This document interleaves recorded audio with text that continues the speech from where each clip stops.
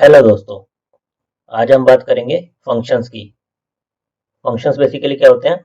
आपकी block of statements जो कोई एक पर्टिकुलर टास्क परफॉर्म करती हैं। हम अब तक हमारे प्रोग्राम्स में मेन फंक्शन का यूज करते आए थे।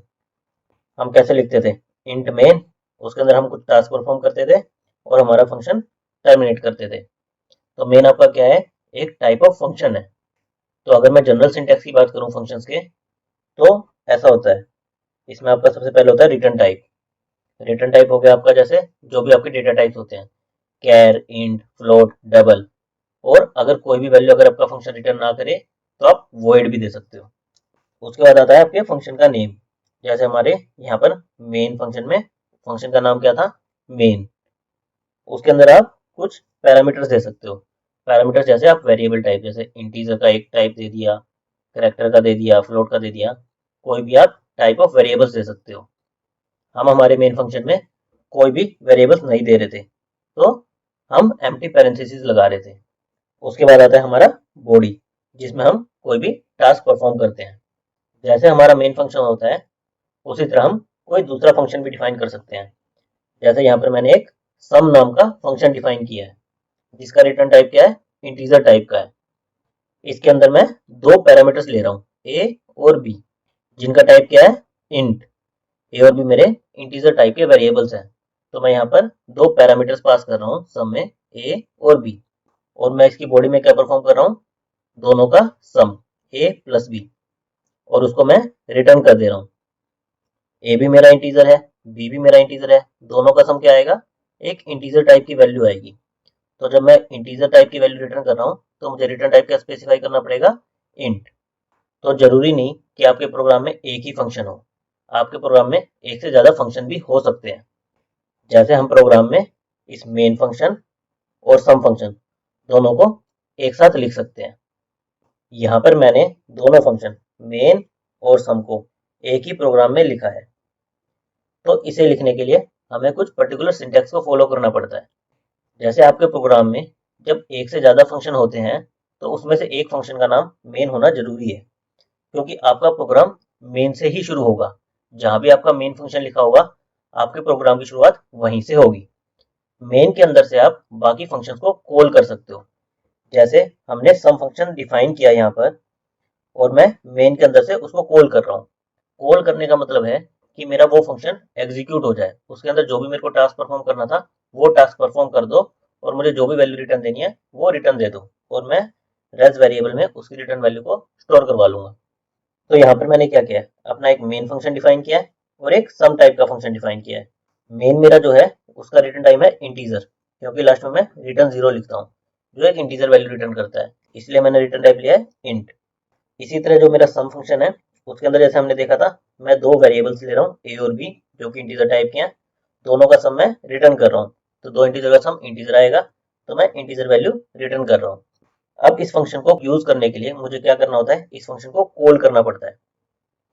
कॉल करने का जो सिंटेक्स है वो होता है आपका फंक्शन का नेम, पैरेंथेसिस। पैरेंथेसिस में आपको जो भी आर्ग्यूमेंट्स देने हो, जैसे हमें दो आर्ग्यूमेंट्स देने थे, ए और बी, मैं ए की वैल्यू 10 दे देता हूँ, कोमा बी की वैल्यू 20 दे देता हूँ। इससे क्या होगा? सम 10 20 से आपका सम फंक्शन कॉल हो जाएगा, और आपके जो दो ये वेरिएबल हैं ए और बी, इसमें ए की वैल्यू आपकी आ जाएगी 10, बी की वैल्यू आ जाएगी 20। तो जब आप रिटर्न ए प्लस बी करेंगे तो आपका 10 प्लस 20 30 रिटर्न हो जाएगा, और वापस यहाँ पर आ जाएगा। इस 30 को मैं रेज वेरिएबल में स्टोर कर लेता हूँ, तो मेरे रेज की वैल्यू क्या हो जाएगी? 30। उसके बाद मैं प्रिंट करूंगा सम इज परसेंटेज डी रेज। मैं इस रिजल्ट को प्रिंट करवा रहा हूँ, तो मेरा आंसर क्या आएगा? सम इज 30। उसके बाद मेरी रिटर्न स्टेटमेंट एग्जीक्यूट होगी और यहाँ से टर्मिनेट हो जाएगा। इसके अलावा हमें सिंटेक्स में एक और चीज का ध्यान रखना होता है। हमें फंक्शन का प्रोटोटाइप एडवांस में ही डिक्लेयर करना पड़ता है। प्रोटोटाइप आपका क्या बताता है? बेसिकली फंक्शन का नाम, किस नाम का फंक्शन है, उसका रिटर्न टाइप क्या है, और वो किस टाइप के वेरिएबल लेता है। तो बेसिकली आपके फंक्शन का पूरा सिग्नेचर बता देता है कि मुझे किस टाइप की वैल्यू रिटर्न करूंगा, किस टाइप के मुझे पैरामीटर्स चाहिए, उसका नाम क्या है। तो फंक्शन के तीन पार्ट्स होते हैं। सबसे पहले होता है आपको उसका प्रोटोटाइप डिक्लेयर करना पड़ेगा, जो कि हमने यहाँ पर कर दिया। उसके बाद आपको उस फंक्शन को कॉल करना पड़ेगा। कॉल करने का मतलब है आप उसका फंक्शन का नाम देंगे और ब्रैकेट में जो भी आपको उसको पैरामीटर्स देने हैं वो पैरामीटर्स की वैल्यू देंगे जिनका आप अपने फंक्शन के अंदर यूज करेंगे। थर्ड पार्ट जो आता है वो आता है फंक्शन की डेफिनेशन। डेफिनेशन में आप एक्चुअल जो काम करने वाला है फंक्शन, जो भी वो टास्क परफॉर्म करने वाला है, जैसे यहाँ पर मेरा सम फंक्शन क्या टास्क परफॉर्म कर रहा है, दो नंबर्स का सम परफॉर्म कर रहा है, वो आप फंक्शन की डेफिनेशन में डिफाइन करते हो कि इस फंक्शन का ये टास्क है। तो अभी हम इस फंक्शन को एक बार VS कोड में रन करके देख लेते हैं और उसके बाद हम फंक्शन के और पॉइंट्स देख लेंगे। यहाँ पर VS कोड में हमने वही फंक्शन लिखा है। ये मैंने सम फंक्शन की क्या दिया, प्रोटोटाइप डिक्लेरेशन, जो कि मेरा रिटर्न टाइप और किस टाइप के वेरिएबल्स हैं वो बताता है। उसके बाद मेरा मेन फंक्शन है और उसके बाद मेरा सम फंक्शन है। मेन फंक्शन से मैं सम फंक्शन को कॉल कर रहा हूँ और जो भी उसका रिजल्ट है उसको प्रिंट करवा रहा हूँ। तो अभी इसको रन करके देखते हैं। तो मेरा आउटपुट आया सम इज 30। ये आउटपुट ऐसे आता है। सबसे पहले आपके प्रोग्राम की शुरुआत मेन से होती है।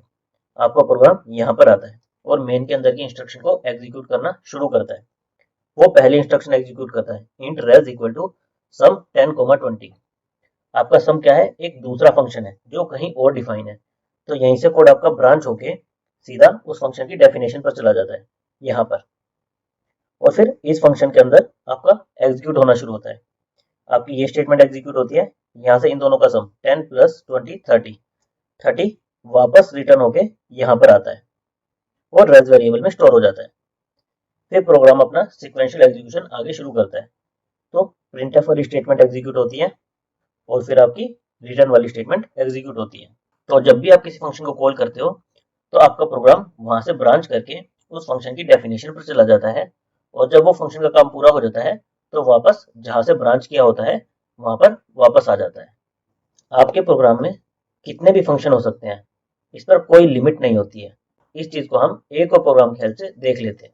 इस प्रोग्राम में मैंने क्या किया है, टोटल 5 फंक्शन डिफाइन किया है। पहला फंक्शन आपका मैसेज, फिर ऐड, फिर सब्ट्रैक्ट, फिर मल्टीप्लाई, और एक आपका है मेन फंक्शन। मैं मेन फंक्शन से इन सब फंक्शन को कॉल कर रहा हूँ। मैसेज को यहाँ पर कॉल किया, ऐड को यहाँ पर, सब को यहाँ पर, मल्टीप्लाई को यहाँ पर।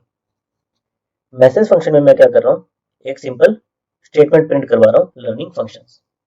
और क्योंकि कोई भी मैं वैल्यू रिटर्न नहीं कर रहा, तो मैंने रिटर्न टाइप इसका क्या लिया है, वॉइड। वॉइड आप तब यूज कर रहे हो जब आप कोई भी वैल्यू रिटर्न नहीं करते हो अपने फंक्शन से, और ये कोई भी पैरामीटर नहीं ले रहा है, तो मैंने यहाँ पर एम्प्टी पैरेंथेसिस लिए हैं। सेकंड जो फंक्शन है आपका ऐड, उसमें मैं दो इंटीजर टाइप के वेरिएबल्स ले रहा हूँ और इंटीजर टाइप की वैल्यू रिटर्न कर रहा हूँ, बेसिकली दोनों वेरिएबल्स का सम। थर्ड जो फंक्शन लिया है मैंने वो है सब्ट्रैक्शन। बेसिकली मैं ए और बी का सब्ट्रैक्ट करके रिजल्ट वापस करूंगा। पर यहाँ पर मैंने क्या लिया है, दो फ्लोट टाइप के वेरिएबल्स लिए हैं, और दो फ्लोट वेरिएबल्स का सब्ट्रैक्शन क्या होगा, एक फ्लोट ही रिजल्ट करेगा, इसलिए मैंने रिटर्न टाइप क्या लिया है, फ्लोट।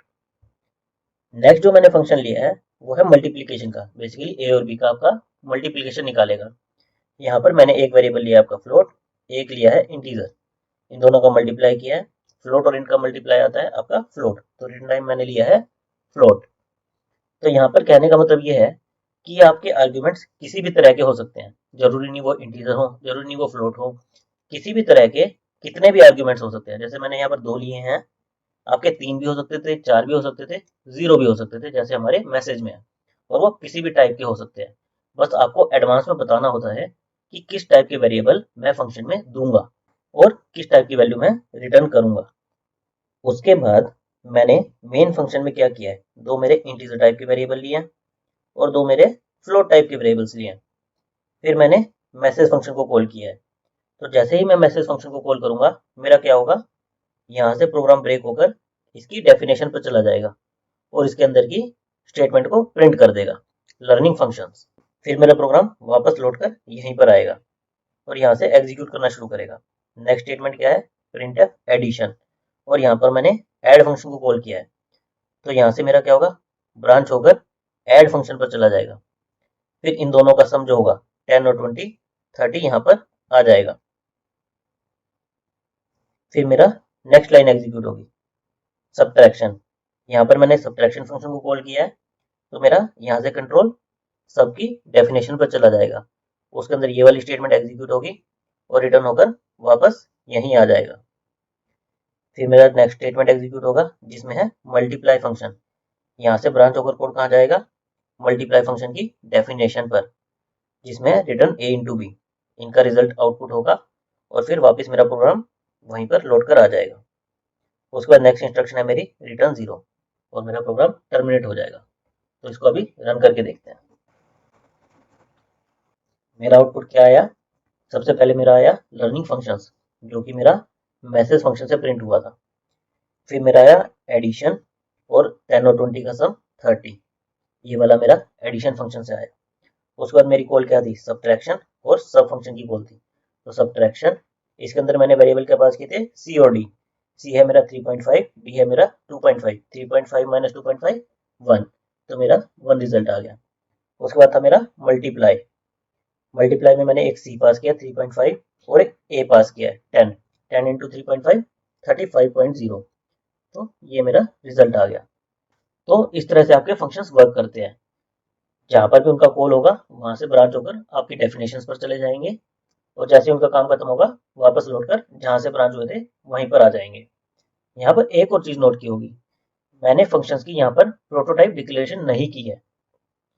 तो जब भी आप फंक्शन की डेफिनेशन, जैसे मैंने यहाँ पर मैसेज की डेफिनेशन दी है, उसके एक्चुअल यूजर्स यानी उसकी कॉल से पहले अगर आप ये दे देते हो तो आपको प्रोटोटाइप डिक्लेयर करने की जरूरत नहीं है, वो ऑप्शनल है। लेकिन अगर आप इसकी डेफिनेशन उसकी यूजर्स के बाद देते हो, जैसे मैं अगर मैसेज को हटाकर मेन के नीचे लिख दूं, तो मुझे प्रोटोटाइप पहले डिक्लेयर करना मैंडेटरी है, अदरवाइज कंपाइल एरर आ जाएगा। जैसे मैं यहाँ से मैसेज को हटाकर मेन के नीचे डाल देता हूँ और अब मैं इसको कंपाइल करके देखता हूँ, तो मेरा क्या एरर आ गया, इम्प्लिसिट फंक्शन डिक्लेरेशन मैसेज वाले फंक्शन के ऊपर। तो इसको सोल्व करने के लिए मुझे क्या करना पड़ेगा, मुझे मैसेज का प्रोटोटाइप एडवांस में डिक्लेयर करना पड़ेगा। मैं मेन से पहले, क्योंकि मेन के अंदर मैं इसका यूज कर रहा हूँ, उससे पहले अगर इसका प्रोटोटाइप दे दूंगा, प्रोटोटाइप में मुझे क्या क्या देना होता है, रिटर्न टाइप, नेम, और अगर कोई पैरामीटर्स ले रहा है तो वो पैरामीटर्स के टाइप। तो मैं अगर ये देकर अब कंपाइल करूंगा तो मेरा प्रोग्राम सक्सेसफुली कंपाइल हो जाएगा और अब रन करूंगा तो सेम रिजल्ट आएगा। तो फंक्शन प्रोटोटाइप आपका ऑप्शनल है अगर आप यूजर से पहले ही उसकी डेफिनेशन दे देते हो। अगर यूजर के बाद डेफिनेशन देते हो तो आपको प्रोटोटाइप डिक्लेरेशन इज मैंडेटरी। अब हमने देख लिया है कि फंक्शन क्या होते हैं, बेसिकली ब्लॉक ऑफ स्टेटमेंट जो एक पर्टिकुलर टास्क परफॉर्म करते हैं। फंक्शन के क्या होते हैं, 3 कंपोनेंट होते हैं। सबसे पहले हमें क्या करना होता है, प्रोटोटाइप को डिक्लेयर करना होता है, फिर हम उसे कॉल कर सकते हैं हमारा टास्क परफॉर्म करने के लिए, और जब हम कॉल करेंगे तो वो किस पर जाएगा, फंक्शन डेफिनेशन पर। तो हमें एक्चुअल फंक्शन वो क्या काम कर रहा है उसकी स्टेटमेंट्स हमारे फंक्शन डेफिनेशन में लिखनी पड़ती हैं।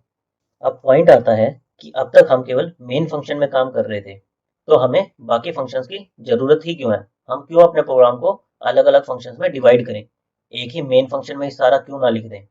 तो फंक्शंस को यूज करने के जो 2 बेनिफिट्स हैं वो बेसिकली ये है कि मान लो आपको सेम टास्क कुछ देर बाद दोबारा परफॉर्म करना है, तो अगर आप एक ही फंक्शन में सब कुछ लिखेंगे, जैसे मेन में सब कुछ लिखेंगे, तो आपको उतनी सारी स्टेटमेंट दोबारा लिखनी पड़ेगी। अदरवाइज आप क्या करोगे, बस फंक्शन की कॉल कर दोगे, वापिस से वो डेफिनेशन पर जाएगा और सेम टास्क परफॉर्म कर देगा। जैसे मान लो हमने सम का फंक्शन लिखा था, उसमें हमने 10 और 20 पास किए तो 10 और 20 का सम रिटर्न हो गया। अगर हमें नेक्स्ट टाइम किसी 2 और नंबर जैसे 30 और 40 का सम निकालना होता तो मैं क्या कर सकता था, सम 30, 40 ऐसे उस फंक्शन को कॉल कर देता और मेरा रिजल्ट 70 स्टोर कर लेता। लेकिन अगर मैं फंक्शन डिफाइन ना करता तो मुझे जो भी सम का कोड था वो अपने प्रोग्राम में लिखना पड़ता।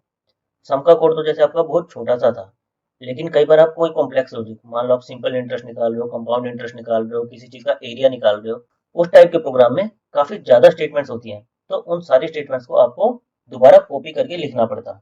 इसकी बजाय अगर आप फंक्शंस डिफाइन कर देते हो तो आपको एक ही बार उन्हें लिखना पड़ेगा और बाकी टाइम आप उनको कॉल करके अलग अलग पैरामीटर्स के साथ यूज कर सकते हो। सेकंड आपका क्या है, जब आप अपने प्रोग्राम को अलग अलग फंक्शंस में डिवाइड कर देते हो तो आपका प्रोग्राम मॉड्यूलर हो जाता है। बेसिकली छोटे छोटे टुकड़ों में आप टास्क को डिफाइन कर देते हो कि ये ब्लॉक ऑफ कोड ये पर्टिकुलर टास्क कर रहा है। इससे क्या है, किसी के लिए भी प्रोग्राम को समझना काफी इजी हो जाता है और बाद में जब आपको डिबग भी करना हो, मान लो कोई मिस्टेक हो गई प्रोग्राम में कहीं, उससे डिबग करना काफी इजी हो जाता है। फंक्शंस की हेल्प से आपके प्रोग्राम को लिखना इजी है, अंडरस्टैंड करना इजी है और बाद में डिबग करना भी काफी इजी हो जाता है। इसीलिए आप देखेंगे जो भी रियल लाइफ प्रोजेक्ट्स होते हैं उनमें फंक्शंस का बहुत ज्यादा यूज होता है। कभी भी आपका एक प्रोग्राम केवल एक फंक्शन में नहीं लिखा होता, बल्कि हर एक टास्क के लिए एक पर्टिकुलर फंक्शन लिखा होता है और उस फंक्शन के अंदर ही वो टास्क हो रहा होता है। अभी लास्ट कुछ वीडियोस में हमने लूप, स्विच और फंक्शन सीखे हैं। नेक्स्ट वीडियो में हम एक मेन्यू ड्रिवन प्रोग्राम बनाएंगे जिसमें आप यूजर को कुछ ऑप्शंस दोगे। यूजर जो भी ऑप्शन चूज करेगा उसके कोरस्पॉन्डिंग आप टास्क पूरा करके यूजर को रिटर्न कर दोगे। Thank you guys.